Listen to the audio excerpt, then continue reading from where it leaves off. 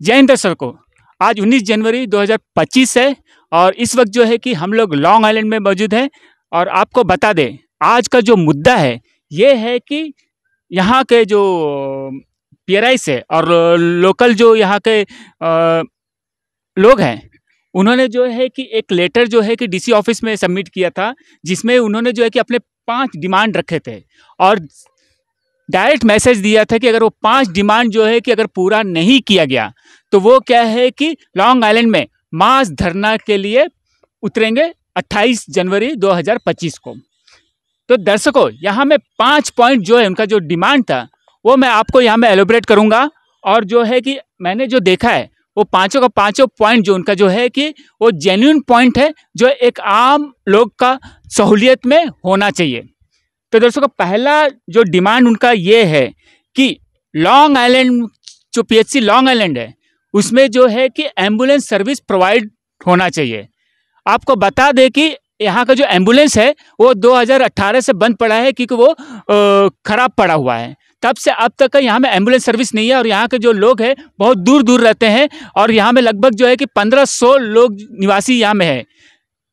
तो उन लोग के लिए एम्बुलेंस सर्विस चाहिए। दूसरा दूसरा डिमांड ये था कि पीएचसी लॉन्ग आइलैंड में एक लैब टेक्नीशियन एटलीस्ट होना चाहिए, क्योंकि उन्हें कोई भी टेस्ट करवाना पड़ता है तो वो क्या है कि सीएचसी रंगत पर निर्भर रहता है, क्योंकि यहाँ पर कोई लैब टेक्नीशियन नहीं है।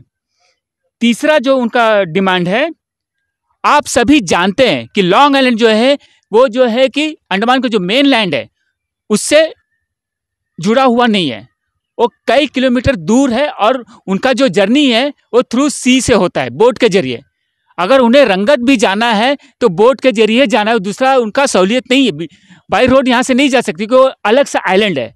तो उनका डिमांड ये है कि रात के समय या दिन के समय अगर कोई पेशेंट सीरियस हो जाता है तो रात के समय इमरजेंसी होता है तो उन्हें जो है कि एटलीस्ट एक सी एम्बुलेंस जो होता है बोट वो प्रोवाइड होना चाहिए, ताकि बिना दिक्कत का वो जो है कि यहाँ के जो निवासी है वो अपने इलाज के लिए रंगत सीएचसी तक एटलीस्ट पहुँच सके। उनका जो 4th पॉइंट है, यहाँ का इलेक्ट्रिसिटी को लेके उनका मांग यह है कि यहाँ के इलेक्ट्रिसिटी जो है डिपार्टमेंट में उन्हें वहाँ पर एक जो है कि मैकेनिक होना चाहिए, परमानेंट मैकेनिक, कि अगर कोई खराबी होता है तो उसी समय वो जो है कि रिपेयर कर सके। और जो 5वां पॉइंट उनका यह है, इराटा जेट्टी को लेकर आपको बता दें कि 1 साल से ऊपर हो चुका है इराटा जेट्टी को बंद करके रखा हुआ, क्योंकि वो जो है कि क्षतिग्रस्त हाल में है और उसका इस्तेमाल करने लायक नहीं है।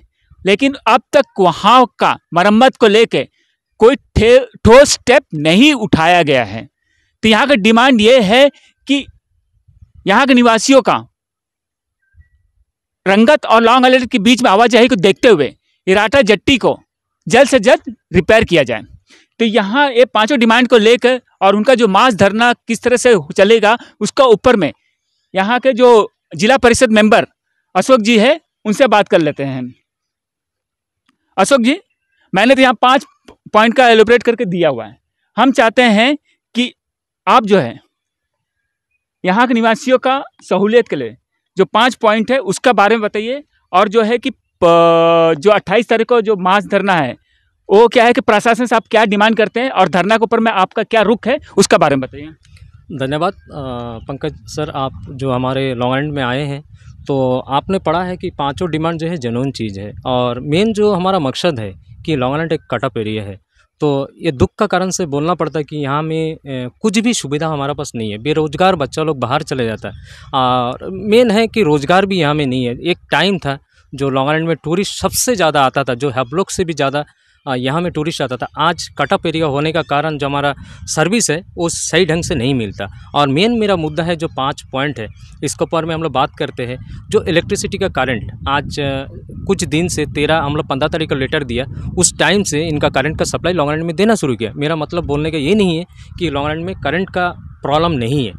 जब हमारे पास 4 डीजी सेट है तो चारों को रिपेयर रहना चाहिए कि करंट का कोई तकलीफ नहीं होना। करंट का तकलीफ होता तो आम पब्लिक का भी तकलीफ होता है, उसका बाद जाके हमारा बीएसएनएल का नेटवर्क कट जाता है। तो ये बड़ा इशू होता है कि हम लोग सरकार से मांग करते हैं। ये तो एक हुआ। दूसरा है हमारा सबसे बड़ा मुद्दा है कि मेडिकल का आपने खुद विजिट किया होगा और करेंगे शायद। तो मेडिकल का इतना बड़ा इशू है कि आज 2018 सोच दीजिए, आज 2025 चल रहा है। 2018 सरकार हमें एम्बुलेंस का सुविधा दिया था, जब ख़राब हो गया तो उसका उनको लाना चाहिए, लाइक के यहाँ का सेवा करना चाहिए। तब भी इनका सेवा भरपूर यहाँ में नहीं मिला।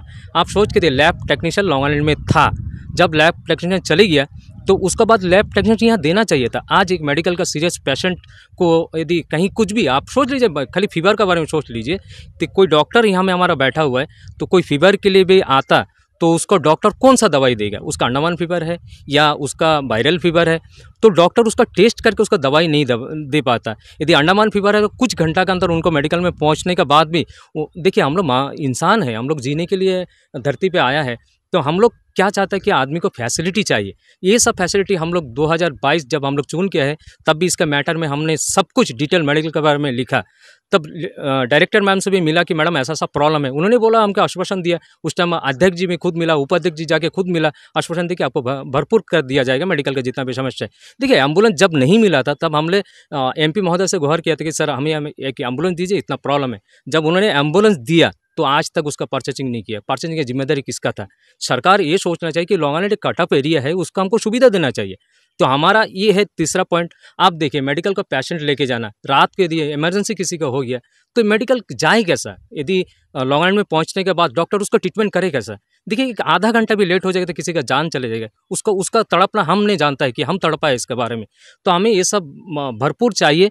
और आप देखिए, ठीक है, करंट का हो गया, मेडिकल का हो गया, नाइट को हमें कम से कम पेशेंट को पहुंचाने के लिए ये सब सुविधा चाहिए। यदि सरकार हमें 27 तरह का, हमने कई बार लेटर दे चुका है। हम ये जानना चाहते हैं कि जो नाइट एम्बुलेंस जो है, सी एम्बुलेंस का जो आप डिमांड रखे हैं, तो जो यहाँ का जो है कि एक रिमोट आइलैंड होने की वजह से, और यहाँ में लगभग क्या है कि 1500 जो है कि यहाँ निवासी रहते हैं यहाँ पर इस आइलैंड पर, तो हिसाब से क्या है कि सी एम्बुलेंस बहुत पहले से रहना चाहिए। तो आप जो है एडमिनिस्ट्रेशन से इसके बारे में बात किया तो उनका क्या रुख था इस डिमांड पर? देखिए, हमने सर से डिस्कस किया, हमारा असिस्टेंट कमिश्नर सर से डिस्कस किया। सर ने बोला हमारा जितना सॉल्व है कर देंगे, लेकिन हमारा जो यहाँ में मेरीन बोर्ड खड़ा है, जो हमारा पब्लिक सर्विस करता है, इनको जो हमने मास्टर लोगों से भी बात किया था कि सर ऐसा कि हो सकता, तो उन्होंने हमें ये एडवाइस किया कि हमें फोकस लाइट और हमें परमिशन देने से हम लोग नाइट का भी कर सकते हैं। खाली पब्लिक का तकलीफ नहीं है, इसमें हमारा भी तकलीफ हो सकता है, हमारा भी कुछ हार्ट अटैक आ सकता है, हमें भी, हम लोग यहाँ में ड्यूटी करते हैं तो हमको भी सुविधा चाहिए। तो ये जेन्युइन चीज़ है, तो सर से हम मांग किए हैं। तो हम लोग देखते हैं यदि 27 तारीख तक, तो इससे पहले तक अगर बाई चांस रात को अगर पेशेंट अगर इमरजेंसी अगर CHC रंगत तक पहुँचाना रहता तो कैसे पहुँचाते थे? देखिए सर, आपने सबसे बड़ा बात किया है। यहाँ का आदमी इतना तकलीफ से जाते हैं, कभी कभार कोई प्राइवेट, जैसा हम लोग आउटबोट कहते हैं, जो डोंगी कहते हैं, उसमें 1 से 1.5 घंटा का सफ़र होता है। यदि कोई मालिक उसको लेके जाए तब जाके वो मेडिकल पहुँचते हैं और वो शायद ज़िंदा रह पाते। तो हमें चाहते कि थोड़ा स्पीड हमें चाहिए, और पब्लिक को कब जाए ना जाए उसके ऊपर तेल रहे ना रहे, यदि सरकार का कुछ ये है तो उसका फैसिलिटी हमें चाहिए। ये सबसे बड़ा इशू है सर। इतना दिन से आदमी इतना तकलीफ झेलता है, पूछिए मत। कि आज आपने लॉन्ग आइलैंड को देखा है, हम सरकार को 2022 में जब चुन के है तब से सरकार को हम लोग यही बात बताया कि प्रॉब्लम बहुत सारा है। तो ये जेन्युइन चीज़ है, हमारा एकदम सिंपल सा चीज़ है। यदि आप सोचे तो 2 मिनट में सरकार हमें सॉल्व करके दे सकते। तो देखते हैं सर, हम लोग 27 तारीख तक इसका मुद्दा रखा है। यदि इसका अंदर में पब्लिक का सामने या PRI का सामने या मार्केट एसोसिएशन का सामने आके लॉन्ग आइलैंड का निवासी के सामने बोल दे और उन्होंने सॉल्व कर दे, तो हमें हेजिटेशन जाने की कोई ज़रूरत नहीं। हम हेजिटेशन कब जाते? जब, और होता ही नहीं है, जब कुछ हमारा आवाज़ कोई सुनता नहीं है, तब जाके हम लोग हेजिटेशन का बात करते हैं। मास धरना तो हम नहीं चाहते कि मास धरना होना चाहिए। आप चाहे तो आप 2 मिनट में इसको सॉल्व कर सकते। हमने आशा करते हैं कि एडमिनिस्ट्रेशन हमारा ये आवाज़ सुने आपका माध्यम से। हमने लेटर तो कई बार दे चुका है और बात भी कर चुका है। तो सर, आप भी आवाज़ उठाइए हमसे। हम उम्मीद करते हैं कि हमारा आवाज़ पूरा अंडमान निकोबार, मेरा देश क्यों सुने आज कि हमारा तकलीफ़ है। जब सरकार से पूछ के थक गए तब जाके हम लोग ये स्टेप उठाए। हमारे बच्चे लोग इतना तकलीफ़ करते हैं, आज लॉन्ग आइलैंड छोड़ के जा रहे हैं। यहाँ टूरिज़्म सेक्टर बहुत अच्छा जगह है, तो ये टूरिज़्म भी बढ़ गया, तो हमारा कनेक्टिविटी सही ढंग के नहीं है। आप देखिए, एक बोट सवेरे आता है 10 बजे पहुंचता है, 2 बजे यहाँ से रिटर्न चले जाता है, उसका बाद भी कोई भी कनेक्टिविटी नहीं है कि टूरिस्ट यहाँ आके रिटर्न जाए। तो हम चाहते हैं कि इसका बाद में भी सरकार सोचे इसका बारे में कि यहाँ में 10 बजे 9 बजे एक बोट पहुँचे या 4 बजे यहाँ से छोड़ के जाए, तो टूरिस्ट यहाँ घूम के जाएगा, तो यहाँ बेरोजगार बच्चा लोग कुछ काम ये पूरा सेक्टर जो है कि नीति आयोग को दिया गया है ना टूरिज्म डेवलपमेंट करने के लिए। जी सर। और मेरे ख्याल से मुझे जानकारी है 7-8 साल हो चुका है आई थिंक। जी। तो यहाँ में जो है कि और मुझे जहाँ तक अभी आके पता चला है कि सी प्लेन का भी डेवलपमेंट चल रहा है, जेट्टी का भी कुछ डेवलपमेंट चल रहा है, ये है कुछ चल रहा है। जी। तो लेकिन क्या है कि जो पीएचसी को लेकर और इलेक्ट्रिसिटी को थोड़ा सा लेकर देखा जाए और अन्य चीज़ों को लेकर जो बेसिक फैसिलिटीज़ होना चाहिए वो प्रोवाइड नहीं है। तो अगर विदाउट बेसिक फैसिलिटीज़ क्या उसको टूरिज्म सेक्टर में कैसे डेवलप किया जाएगा? ये तो सही बात है सर, बेसिक चीज़ को पहला कंप्लीट करना चाहिए, उसका बाद जाके टूरिज्म डेवलपमेंट होगा। तो हमारा जो डिमांड है इसको हम आशा करते हैं कि ये शायद हमारा सरकार पूरा कर देंगे। तो यदि नहीं किया तो हम लोग 27 तारीख टाइम दे, उसके बाद हम लोग धरना में जाएंगे, सरकार को ये मैसेज पहुंचाएंगे कि हमें तकलीफ है, और आपके माध्यम से यदि आवाज़ पहुंचता है तो अच्छा बात है, तो नहीं पहुंचता तो हमें जाना ही पड़ेगा। ये इन फ्यूचर का लॉन्ग आइलैंड का बात है, तकलीफ तो है। सबसे बड़ा इशू तो हमारा मेडिकल को लेके है।